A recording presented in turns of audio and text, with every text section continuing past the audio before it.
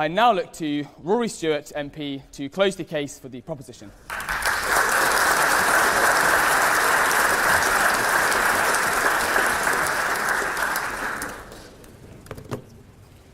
Well, ladies and gentlemen, honourable members, it is a very, very great and moving privilege for me to be back here. I actually find this whole event rather sort of romantic and disturbing. I remember sitting as an undergraduate somewhere back there where John Simpson is currently sitting. And I thought I was really cool. I turned up without a jacket on, and I tried to ask a question to Tam Dalyell, one of the great radical Labour MPs, who was standing where Andrew Adonis is currently standing. And he stood up and he roared back, "Put your coat on or I will not speak to you," right? Which shows how much society has changed since I sit here. Look, this has been an extraordinary debate, and I also have one more thanks to the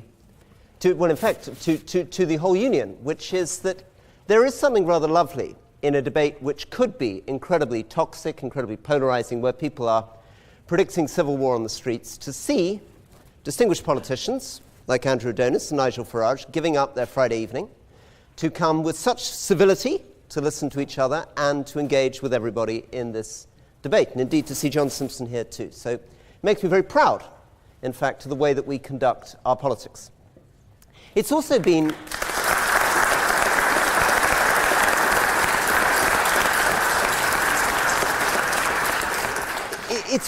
for me one of the great political educations of my life, this whole experience, because I'd lazily sort of assumed before I turned up that Nigel Farage and Andrew Adonis were somehow two opposite poles, right? That they're kind of yin and yang, the man with the striped socks and the man with a striped shirt. All right. Instead of which, I actually realized, the more I think about it, that despite the superficial differences that divide them on the issue of the European Union, they in fact are the same person. They're not so much yin and yang, they're kind of Laurel and Hardy.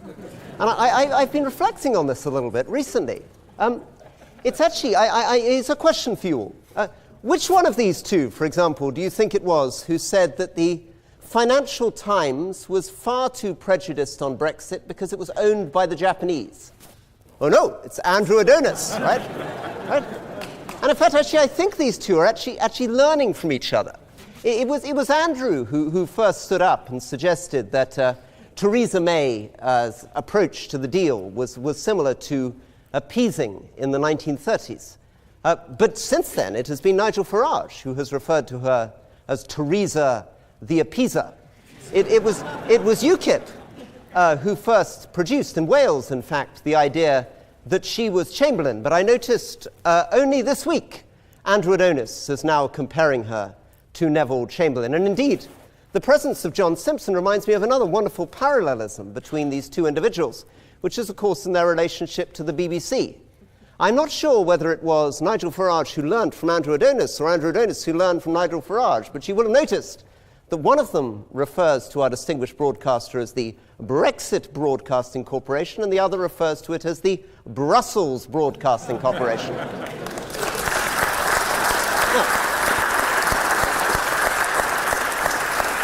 This is an incredibly exciting debate at an incredibly exciting time. And actually, as somebody who's been different forms of public servant all my life, briefly in the army, in the Foreign Office, setting up a charity, working in Iraq and Afghanistan, and being different types of minister in government, I can honestly say I have never been at a time in British politics where I have felt so moved or so excited. Curiously, though, I would have thought, if you'd asked me 5 years ago, that I would have found myself sitting with one of these two people, right? That either some romantic inspiration would have led me to be a great buccaneering Brexiteer like Nigel, or 20 years working in international relations and in the Foreign Office would have led me to be an arch Remainer like Andrew Adonis. But curiously, I've discovered, and this is something that I believe is true, that in the end, what makes this such an exciting moment in politics is because it's an opportunity to argue passionately for moderation, passionately for realism, and for the realism and compromise without which idealism is impossible. Now, these two individuals have the most wonderful siren songs. And what a lovely story they tell. For both of them, the British people are these victims in this terrible Stygian gloom. And there are people to blame. Cowardly, incompetent politicians. Me, right? Me. I'm to blame, right? And there is a sunlit upland to which everybody can be led by these heroic messiahs. Them, right? Okay? There is, however, a slight problem with their view of the world. And this is something that I feel very, very deeply. It is a lack of realism, a lack of ability to engage with who this country is, what this country is, and what we can be. Both of them claim to speak for the will of the British people. Both of them are in denial of a central fact, which was the country is divided almost evenly, straight down the middle, between people who voted for Brexit and people who voted for Remain. Both of them, characteristically, fail to display an empathy for those who voted in the other direction. They're very quick, if you're on the Remain side, many of you in this room will be on the Remain side, very quick to explain why people voted for Brexit. Very reluctant to consider that some of the people might have voted for Remain for the very same reasons that you're suggesting people voted for Brexit. But there's a deeper reason that I'm worried about the position that they take. It is because they have a false vision of the future. They are the wrong kind of prophet. They are false prophets. What do I mean by that? Well, a great deal has been done already by my two distinguished colleagues here, in fact my three distinguished colleagues here, in pointing out some of the flaws of what Nigel will argue for, which is effectively a no-deal Brexit. And I'm not going to take any more of your time in arguing against that, because I imagine the majority of you in this room can also see the economic dangers and risks of a no-deal Brexit. The danger, in fact, that it wouldn't just be a no-deal, but a never deal. That it would be very difficult to come out of that deal to any future deal with Europe or the United States. But what you haven't perhaps taken on quite as exactly is the dangers of what Andrew Adonis is proposing. What it would feel like, even were he to hold a second referendum, even were he to win that referendum, 52-48, or 53-47 but on a lower turnout, or 54-46 but allowing 16-year-olds and European citizens to vote, and then to re-enter the European Union. What kind of soft power would Britain have in the European Union in that kind of situation? The calls for a third referendum would be taking place on the street immediately. We would limp back into the European Union, not in the way that Andrew imagines, trying to join the euro, trying to embrace Schengen.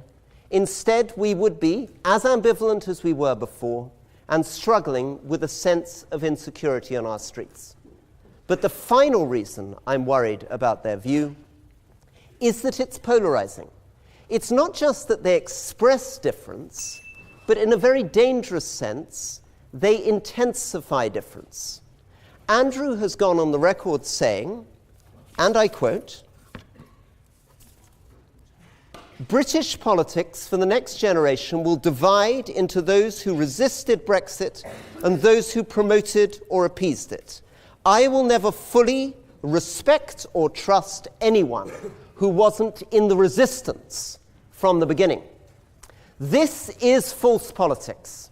These men are not Democrats, they are faux Democrats. For one of them, the idea of democracy is the people and the pint. For the other, the idea of democracy is Nuffield College and utilitarian calculations.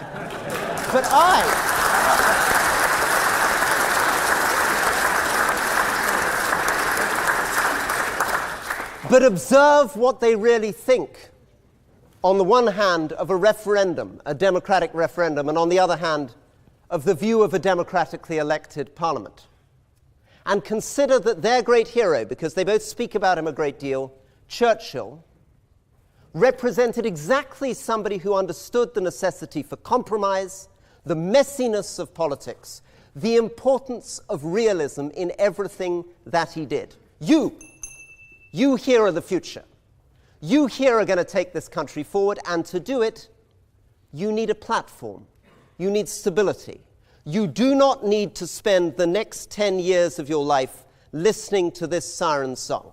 Whatever you want to do on immigration, on climate change, on development in Africa, you require moderation, you require compromise, and ultimately you require realism.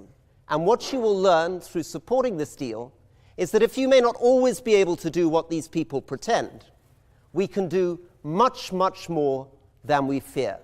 Thank you very much and good night.